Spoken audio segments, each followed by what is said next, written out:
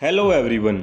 हमारा आज का वर्ड है हूफ, HOOF, एक नाउन और verb related to animals. It is a hard protective covering on the toes of some animals similar to a nail और क्लो।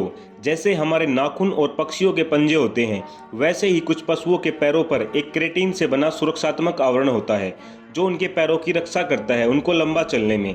उनका जीवन ऐसा होता है तो उसी हिसाब से उनको ये प्रोटेक्टिव कवरिंग मिली होती है।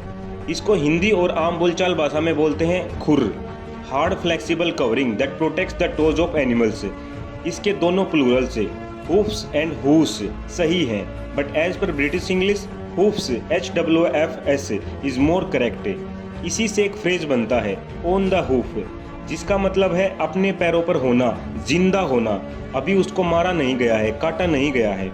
ऑफ लाइव स्टॉक और एनिमल नॉट येट स्लटर्ड, जिंदा या जीवित, वही इसका लिटरल मीनिंग होगा पैरों पर होना। इसी को इंसान के कंटेक्स्ट में यूज करें तो जब आप चलते चलते, भागते भागते एक बिजी मैनर में कई सारे काम करते हो बिना बैठे, to do something while you are doing something else और without stopping to sit down. Now few examples. At our workplace, we often have lunch on the hoof between multiple assignments or appointments. ज़्यादातर समय कार्यस्थल पर चलते चलते काम करते करते लंच होता है। Changes were being made on the hoof and no records were being kept of what was being done and by whom. चलते चलते बिना किसी सीटिंग के बदलाव के फैसले ले लिए गए जिसे किसी ने रिकॉर्ड नहीं किया। Much of the beef from United states in fact arrived on the hoof. ज़्यादातर बीफ जिंदा ही आता है, मतलब वहाँ से आने के बाद ही उनसे तैयार होगा।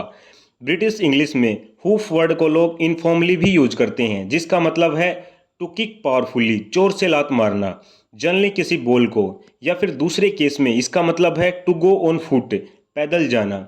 Examples: we miss the bus and had to hoof on it. Bus छूट गई और हमें पैदल जाना पड़ा।